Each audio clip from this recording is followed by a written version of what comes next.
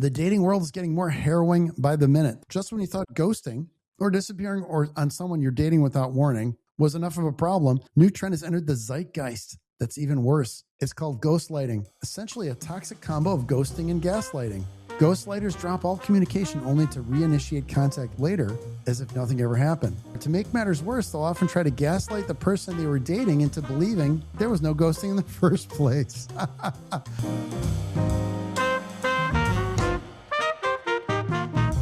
So Rahul, tell us about this story with the Alexandra Daddario divorce.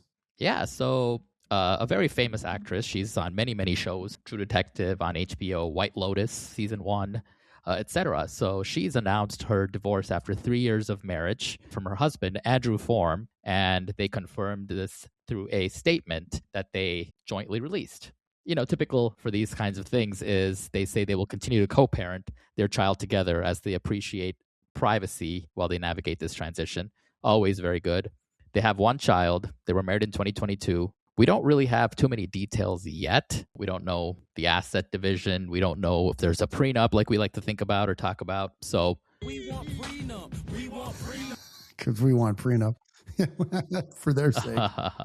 Andrew Form is a producer for several films like A Quiet Place, The Purge, etc. So we'll see. We'll keep you guys updated as we find out more information in the coming shows. So stay tuned. Cool.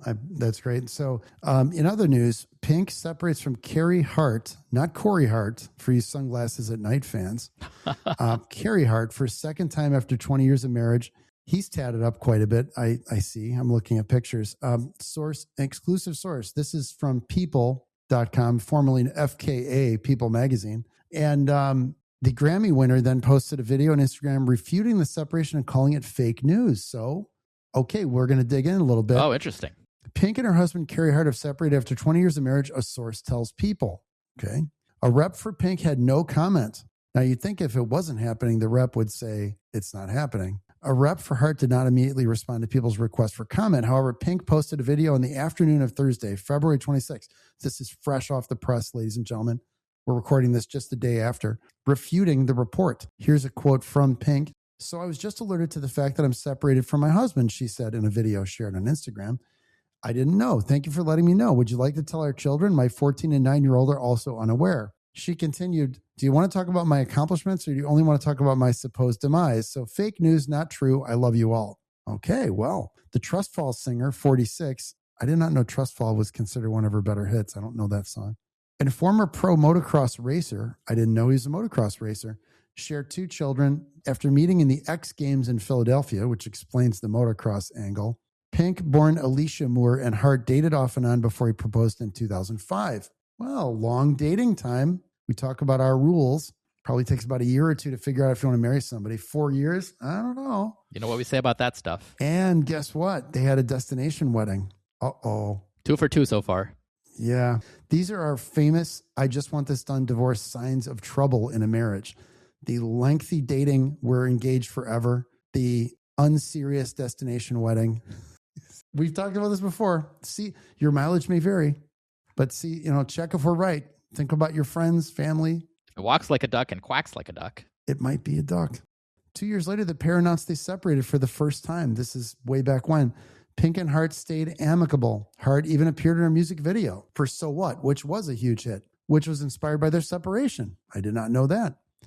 In 2009, they revealed they reconciled. Good, called off separation. We're rebuilding. This is Pink speaking.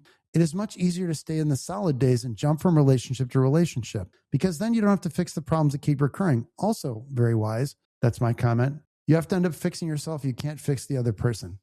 I think that's good, a real good advice. So that's the scoop on Pink. So we don't really know. Apparently she's refuting it. Who knows who the source is? Time will tell. But actually some good advice on staying together for the long term. Rahul, tell us about Bumble. Yeah, so Bumble announced that they're adding a series of AI-driven features, and this is an article from TechCrunch, intended to help turn matches into lasting connections, of course, including those that offer feedback and guidance on users' bios, photos, and prompts. So the dating app's new AI-suggested profile, this article says, a guidance tool will roll out globally and give personalized, actionable feedback on users' bios and prompts. Here in the United States, the profile guidance feature can be augmented with an AI photo feedback tool, which can help you choose the best photos and show up as your most authentic self. So we riff on this because we just love this. This is like you don't need AI to tell you not to wear your stormtrooper outfit in the pictures or your Chewbacca suit. Mhm. The fish is another one, or a picture with you with another girl. Not smart, guys. Avoid. Or the picture with you and a gang of other dudes where the question is which one is you, and especially if somebody outshines you and they look better in the picture than you do, that's a bad move. Right. So there's a bunch of like clear don'ts, but I guess AI can tell you not to do it. So anyway, sorry. Please continue. I interrupted you. No, exactly. So they're just leveraging AI, right? Because now AI is the flavor of the season. So everything and everybody needs to use AI. And so it's sort of like Bumble and other popular dating apps like Match Groups, Tinder, and Hinge, this article says, have all embraced AI-powered features in recent months. For instance, in December, Hinge announced a tool to help generate more interesting conversation starters than "How are you?" So we had our matchmaker friend on our show a couple of episodes ago. Definitely check out the episode.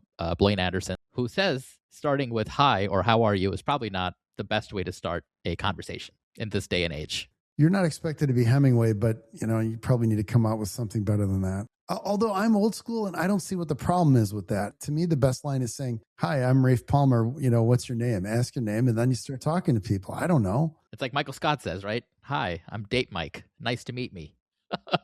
Yeah, right. Date Mike. Yeah, when he puts on his Kangol hat. That was from The Office, ladies and gentlemen. So we're big fans of The Office. So yeah, this AI thing, it's kind of like, are we going to get into a place where people worry that it's even the online stuff's even more fake and they don't know if they're really talking to the person or they're talking to a chat bot essentially, and they're the guy is looking like he's got more riz for you kids out there, charisma, than he does. And the lines seem real witty and everything, but they have too many M dashes in them. So for you AI fans, you could tell it's ChatGPT. So, you really kind of wonder where we're going with this. And Rahul and I've said this many times before, and Blaine talked about this too. There's no substitute for IRL. You got to meet people in real life. And this apps may be useful to try to meet some people, but realistically, you're only going to date people who live in a fairly close geographical area from you. So you're probably smart to go around your area, your gym, your local bar or something. And yeah, and I hate, whatever, church, go somewhere, meet some people. I don't know, you get social. The person you meet at the bar might not be the girl or the woman you want to meet. It may be that you get to know the bartender because you go there once in a while, and the staff, and they know a woman that would be good for you or a man. And you tell them you're dating or you're looking to meet people, or hire a matchmaker and see what happens. But these dating apps, there's so much static, especially if you're a man, because we know statistically women are swiping positively on only a very small percentage of guys because it's all visual, and women can't hear your personality. They can't see what makes you interesting and funny or whatever. It doesn't come across. They're just looking at pictures. They're seeing you hold that fish up like this and they don't know. They're seeing your snowtrooper outfit because you're showing your Hoth chops for you Star Wars fans. And she's not impressed because she doesn't have a Princess Leia sail barge costume, folks. For if you're following me, Star Wars fans, I'm with you. And that was the bikini for those of you who are playing the home game. She's wearing like a gold bikini with Jabba the Hutt. But yeah, this is a challenging world out there. And what's interesting is this is a marketing problem. This is exactly what Blaine Anderson's talking about. Meeting people initially is marketing. And what's going on in marketing right now? Digital marketing online is saturated with all kinds of noise. Similarly, the dating apps are buried in static. So how do you cut through it? You go meet people in real life. And whether it's speed dating events or whatever it is, put yourself out there. The more cards you play, just like playing cards, the more chance you have of finding your queen or king. There you go. You got to run more cards through your hand to have opportunities to play. And that means meeting a lot of people. So don't sit in your place and complain that nobody likes you. Get out there and meet a bunch of people. That's my advice to you folks. I want to see you happy out there. Okay, but I digress. Thank you. Rahul, talk to us. What's up next? We got listener questions, right? Listener question. So the first question's for you, Rafe. Is it possible in Illinois for two people married almost 20 years with a $20,000 annual salary gap, so a difference in income of about $20,000, to divorce and not give or take anything from the other, simply walk away? They each keep their assets and incomes, 401ks, and so on, and just be done? I'm assuming there's no kids involved or minor kids. I like the question because, of course, it ties into the title of the book and the podcast. I just want this done. But the person's asking us a straightforward question. Basically, we call this a walk away. This is a divorce where people just part ways, take their stuff and leave. And it's certainly possible. It's up to your agreement of the two parties. And a salary difference of $20,000 will generally mean there's no maintenance. There's no alimony. In Illinois, we call it maintenance. Then comes that close. In Illinois, you're really not going to get alimony. Other states, your mileage may vary, but assuming the assets are roughly equal, then sure, it's possible for both people to walk away. Even if they're slightly unequal, people will sometimes say it isn't worth the legal fees and grief to fight over this and do the discovery and everything. Let's just everybody pack up their bags and walk out. And occasionally we have cases like that. It's not common for it to be that close. Typically it's more complicated than that, but it's certainly possible to answer the question. So, and you just release claims to the other person's assets and off you go. So with no kids, makes it a lot easier and you can do this. Sure.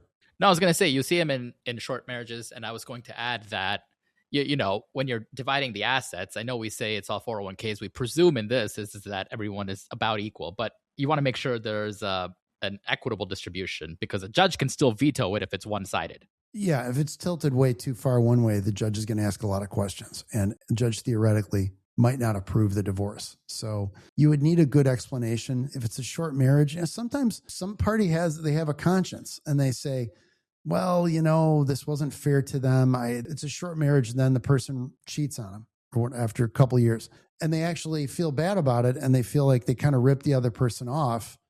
And they say, I don't want their money. I just want to get out of this. You see that once in a blue moon. People will say, it's not fair.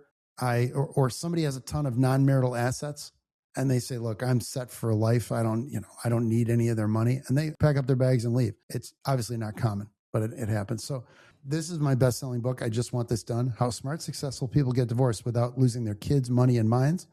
Available on Amazon, Kindle, Audible, and where all great ebooks are sold. So you Nook fans and Apple Books, you can find this there. This is the definitive guide to divorce. It's not only Illinois specific. This is not only all 50 states, but I have people in India buying this book. I have people in Australia buying this book, Canada. Even though this has been 4 or 5 years in publication, it's still a bestseller, and it is the definitive book on divorce. And in the book, we talk about things from cost-benefit analysis and how to analyze a settlement offer to how to hire a great divorce lawyer, when to know that it's time to fire your divorce lawyer and how to do that. We talk about various strategies in divorce. We discuss what not to do in a divorce to avoid blowing things up and making it worse. We talk about positive tips, what to do, what to consider, what to think about. We talk about things like there's a whole concept in here. You can't see it. It's called don't push the rope. Try to push a rope, it gets all squiggly. And the concept is people say, well, why can't we move the divorce along? You know, and I talk about that. Those are common frustrations. You're not able to move the divorce along. You're trying to push a rope. I talk about my bridge theory, airplane analogy, all these things that help you understand divorce and frame it in your mind so that you can be an educated customer, not only whether you're doing the divorce on your own, you're representing yourself, or you hire an attorney. This is the definitive guide to divorce. I just want this done. How smart, successful people get divorced without losing their kids, money, and minds. Thanks very much. Rahul, tell us about the next question. We talked about this before the show, and I thought it was excellent. Yeah. So general, simple question, right? It's a very simple one-liner. Can you win a divorce? You were just talking about your book. Yeah, it's one of those simple but complex things. And there's things we've talked about before on the show, and we talk about in consultations, where some decisions are simple but hard, meaning it's obvious what the choices are, that the person's unhappy in the relationship, they've tried counseling, like nothing works. The decision is stay and get more of the same, assuming they've tried to fix things. And that's in my upcoming book, I Just Want to Know. I talk about all the steps you should follow before you jump out the parachute out the side of the plane. And then the other part is that you want to know, with respect to this whole thing, that the hard part of it is the consequences are difficult. That is, the decision may be simple, but if you decide to divorce, you know it's going to be a hard road. So deciding is easy, because I should say it's clear. The decision isn't complex, but you know the road you're going to go down is difficult. And this, win a divorce is kind of like, it's very deep because there's layers to this. The thing you said, Rahul, before, what did you say before the show? I thought that was good. So there's two winners, or one or two winners in every divorce, and they're usually the lawyers. It's either one or both lawyers. I mean, in the sense that if only one side has a lawyer, then the lawyer wins. If both sides have lawyers, both the lawyers win. Why? Because you as the client, you get what you want, you have to pay the lawyer. You don't get what you want, you still have to pay the lawyer. So the lawyer walks away earning their keep, so to speak, making their way the fees that they've generated or earned from representing you. However, you have to make sure you do a cost-benefit analysis to make sure you prioritize what is most important to you and determine how much time, energy, effort, and money you want to spend chasing after that. And your lawyer should be able to tell you how likely or unlikely it is that you will get some or all of what you're asking for. And so you can always have a divorce that you're happy with, or you're unhappy with, or you're okay with.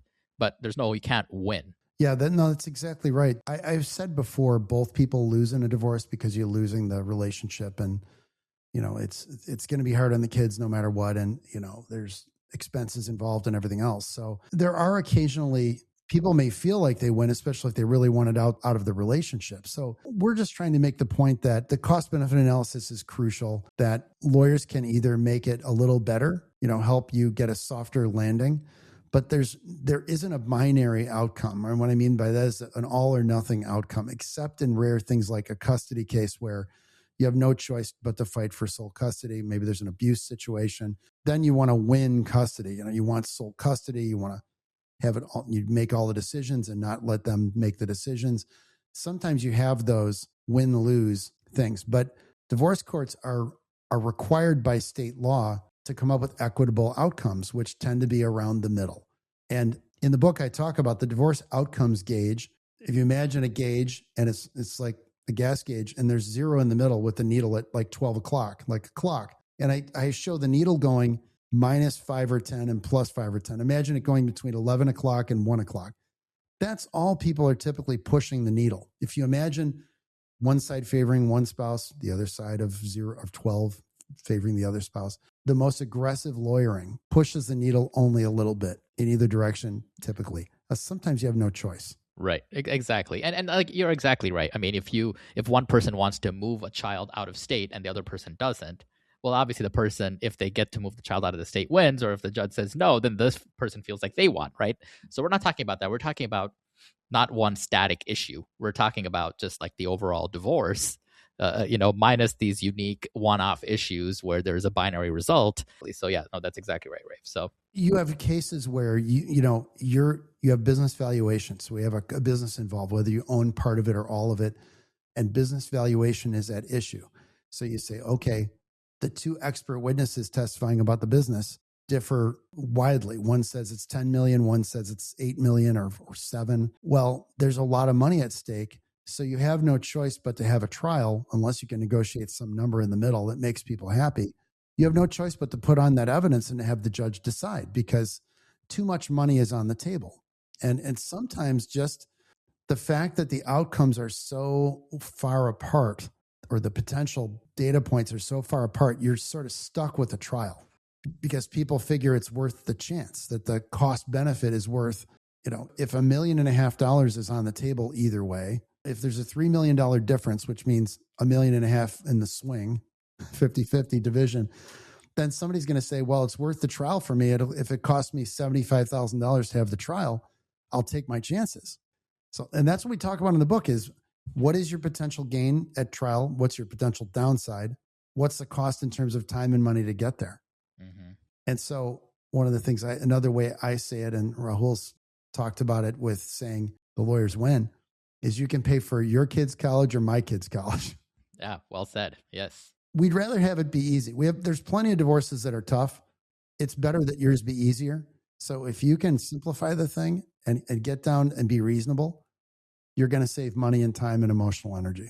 Work out as much as you can amongst yourselves. Yeah, or try to mediate or do alternative dispute resolution. Be realistic, about your potential outcomes. And one thing a lawyer said a long time ago that I thought was great in the context in a collaborative case, which is true for any settlement, is not is it fair? Because fair, he says, is a 4-letter F word. because fair is relative. Your fair is different than my fair. For some people, the divorce just isn't fair. They were cheated on. Somebody left them. They wanted to stay married. That's not fair at all. So even if the money side is good and the bits of the legal part of the divorce are fair, that person's not going to feel like it's fair at all. So what he says is it acceptable to you? Is this solution acceptable? That's a better way to frame it. So, okay, Rahul, I got a question for you now. Yes. Anything else on that before we move on to this next question? I think that was comprehensive. This is I just think it's an interesting topic, and I think it frames up these entire cases. And when somebody's consulting with an attorney, they should have this in mind and ask a lawyer if this is how they look at things. This is something I harp on in the book, and I think too many lawyers just go through the motions, and literally and figuratively, and the client hires them, and they just file the case and start plugging away. And unfortunately, the way I say it is they litigate. So the way we do it is evaluate. So figure out what the case is about. Be realistic. Negotiate. Try to work out a deal. Litigate as your last resort. So have the court decide as your last resort. Most lawyers do like ready, fire, aim. They litigate right out of the gate or right off the bat. They evaluate the case way down the road, like before trial. They don't even dig into the facts until later. And they negotiate at the end. Well, that's not a good way to run a railroad, and what's weird is in other areas of litigation, early evaluation is critical. That's where I grew up in personal injury litigation and in contract litigation. And you need to be able to tell your client what their chances are right off the jump. And in divorce, because people want to they know they want the divorce, so they're coming to you anyway. Lawyers will kind of just file and then kind of figure it out later. Also, lawyers tend to be overloaded. And one thing we try to be careful about is our case counts, so that our lawyers aren't buried and they can focus on each case. So one thing you want to ask if you're hiring a lawyer is, what's your case count? How many cases do you handle? How many cases are in your firm right now? If they're shy about it, that's kind of interesting. That might tell you something. If they have more than 35 cases or so, 35 to 45, substantially more than that is dangerous. Are they going to pay attention to you? How busy is their docket? So, okay, Rahul, I got a question for you. How do you finalize a divorce? These are real questions from our audience, by the way. How to finalize a divorce with a house as a shared asset. This is interesting because there's like a number of ways to skin it, right? So we're selling the home, splitting the profit, but from my understanding, we can finalize the divorce and put in the agreement that profit must be split. Yeah. So essentially, what do you do with a house? Now that we're divorced, but we still have this house together, we're trying to sell it. What do we do with it? What happens? How do we write it up? So this is a very, very common term in what we call marital settlement agreements that really deal with all the financial components of your divorce. So you have an agreement regarding the parenting issues and you have an agreement regarding the financial issues. So for the financial issues, let's say you have this house that you're selling, hasn't sold yet, and you're showing it, but you're ready to get divorced. Everything else is done.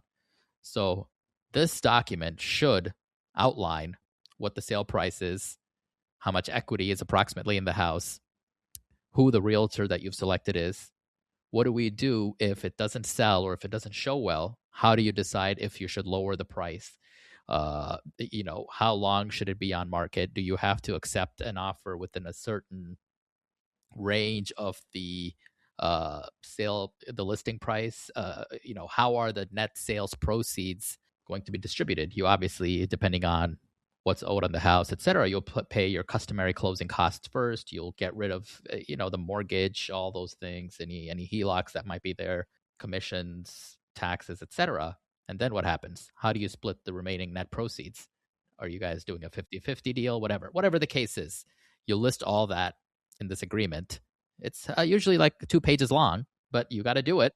You got to do it, or else you can't just say, we'll figure it out.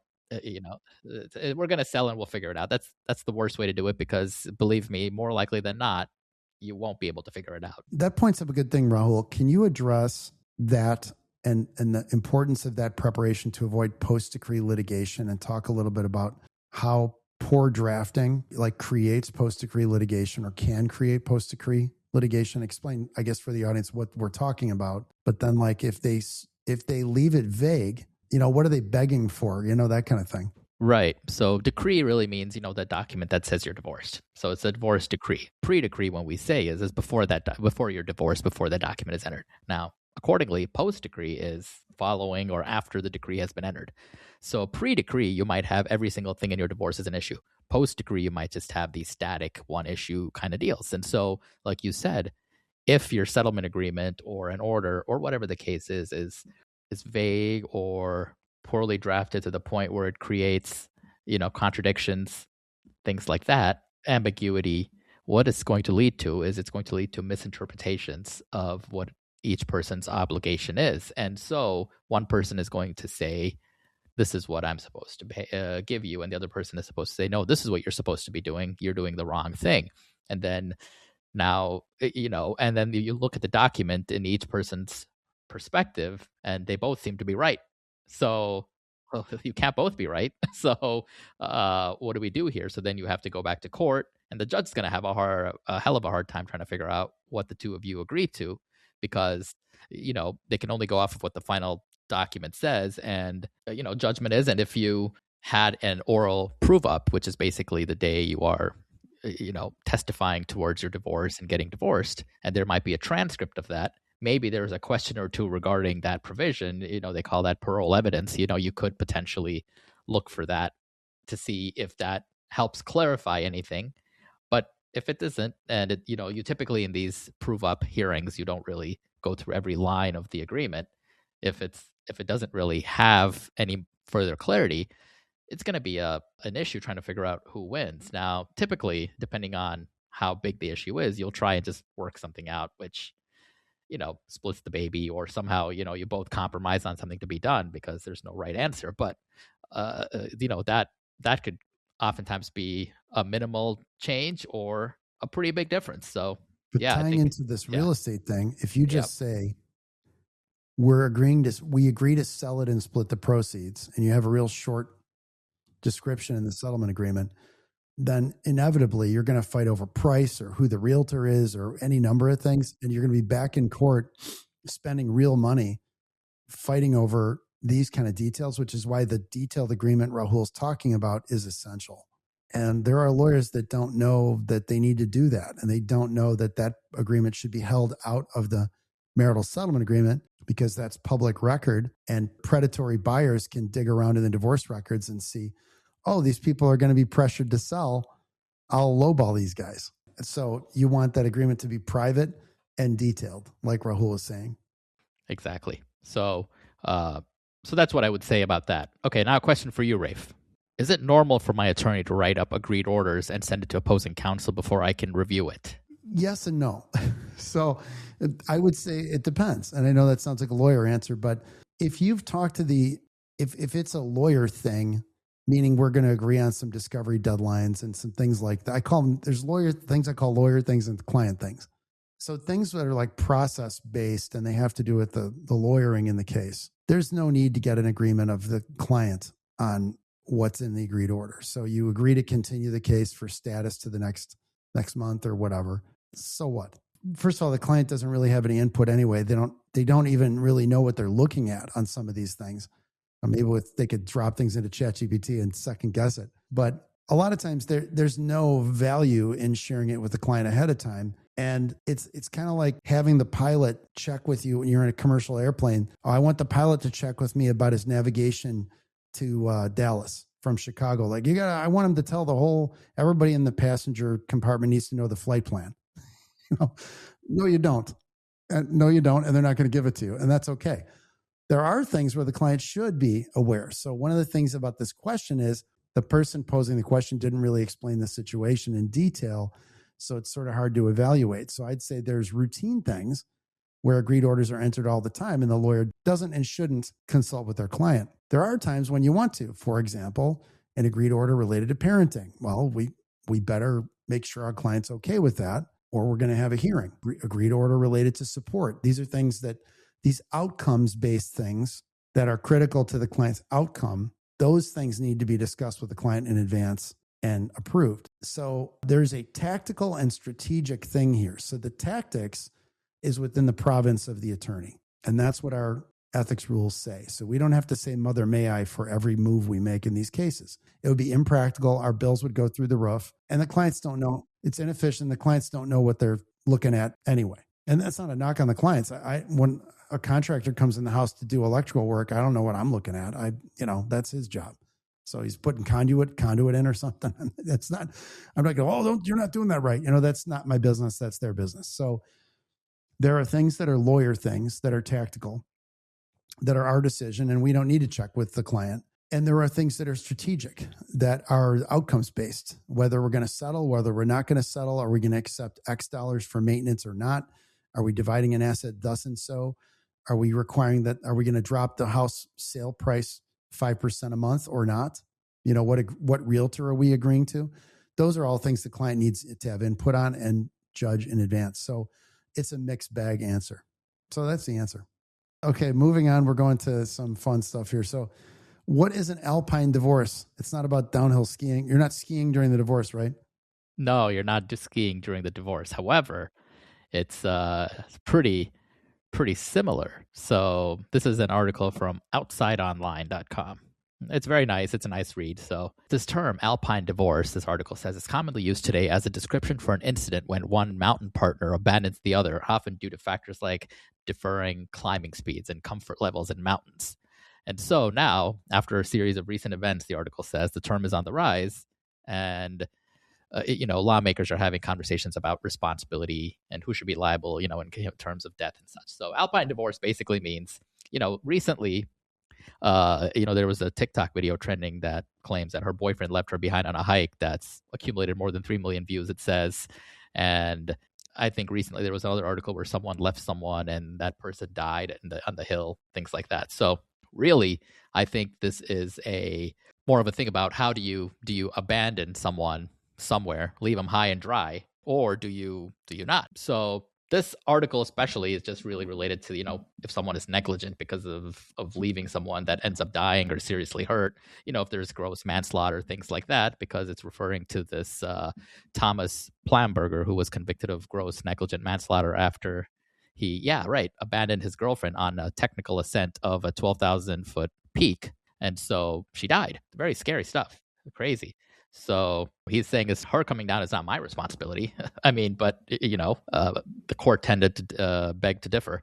So really, it's interesting to think about, because while this article especially relates to just, what is the person's responsibility? Is it legal, quote unquote, negligence to abandon someone like this? I mean, I think you can extrapolate that in our world to say, when everything is, you guys are doing this whole thing together, and all of a sudden, unbeknownst to someone, you leave them. I mean, maybe that's a sort of an analogy to say, this is an Alpine divorce type of situation. So this is great. Ghostlighting is a new dating trend. Now, we try to keep on top of these dating trends as a public service for you. We've heard of a lot of them. We've talked about gaslighting. We've talked about ghosting. This is a new one. This is from usatoday.com. The dating world is getting more harrowing by the minute. This is not me. This is them saying. Just when you thought ghosting or disappearing or on someone you're dating without warning, kind of like the Alpine divorce, was enough of a problem, new trend has entered the zeitgeist that's even worse. It's called ghostlighting, essentially a toxic combo of ghosting and gaslighting. Okay. Ghostlighters drop all communication only to reinitiate contact later as if nothing ever happened. Again, I'm quoting the article. This is the funny part. To make matters worse, they'll often try to gaslight the person they were dating into believing there was no ghosting in the first place. It's not me, it's you, is what they're saying. I was always talking to you, it's been a month? Oh, that's ridiculous. I've been thinking about you every day. And here's a quote from, actually, it'd be interesting to interview this person, dating expert and author of Unsingle, How to Date Smarter and Create Love That Lasts, coming in April, author Amy Chan. Instead of owning it, they brush it off like it's no big deal and make an excuse like, it seemed you were super busy, so I didn't want to bother you. Yeah. It's not me, it's you. Yeah. What makes it different from simple ghosting is the psychological twist. Ghosting is avoidance. Ghost lighting adds distortion by manipulating the facts so you doubt your own reality. That 90 Day Fiance had an episode with a couple, and all I remember, the guy was really twisted. And when the woman would get upset with him, he would turn everything around every time, and he'd say, like, when you're upset with me, it makes me upset with you. And it was like, he's like, but I'm upset with you. And he just turned everything around constantly. And after a while, she thought she was like going crazy, So anyway, that's it talks about how ghostlighting can take many forms. It can happen when they text you out of the blue, when they suddenly engage with their posts on social media after they haven't for a long time. They subtly try to slide back into your DMs. For those of you playing the home game, that means message you directly or text you. Usually, ghostwriters will try to pick up exactly where they left off with no acknowledgement of the disappearance. Well, you can slide your messages over and see when that last timestamp was and prove they're lying. Ghostlighting's rise should come as no surprise, Chan says. After all, thanks to dating apps and more people meeting online, daters stay in a state of ambiguity with each other for longer than they did in the past. Okay. So anyway, many connections now exist in a gray zone, but wait for it. Blaine Anderson is quoted as well. Our friend Blaine, who was on the show 2 episodes ago. Blaine Anderson, a dating coach for men, says the rise of ghostlighting means it's all the more important to evaluate potential partners by their actions more than their words. Good point. Do they show up? Do they communicate consistently? If they don't do either of those, how do they react when you bring that up to them? Actions speak louder than words, Anderson says. Things happen. Maybe something came up in their personal life. Maybe they weren't ready to date. But if they don't mention or apologize for the fact they disappeared, I'd call them out on it, because you really want to be with someone who could do that again for no reason? Excellent point. That's the scoop on ghostlighting. The article goes on quite a bit, but it's that's the gist of the trend. So there you go, folks. With that, that's it for our show. We want to tell you a couple things, folks. STG Divorce Laws located in Chicago, and we are how smart, successful people get divorced in Chicagoland. We serve Chicago, Cook County, and the Collar counties, including Kendall, Will, Kane, DuPage, and Lake County. So we're happy to represent great people all over the Chicagoland area. Let us know. Our law firm is listed online at stgdivorcelaw.com or stglawfirm.com. Either way works. And we're easy to reach. Rahul is at Chicago Divorce on Instagram. I am at Rayford Palmer on Instagram and also on X. And if you have questions for us, comments, just let us know. Please like, share, and subscribe to this podcast. If you like this content, whether you're on YouTube or one of the other podcast platforms, please give us a review. The reviews tell us how we're doing and let other people know about the show. Thank you very much, and it's been a pleasure. Have a good one.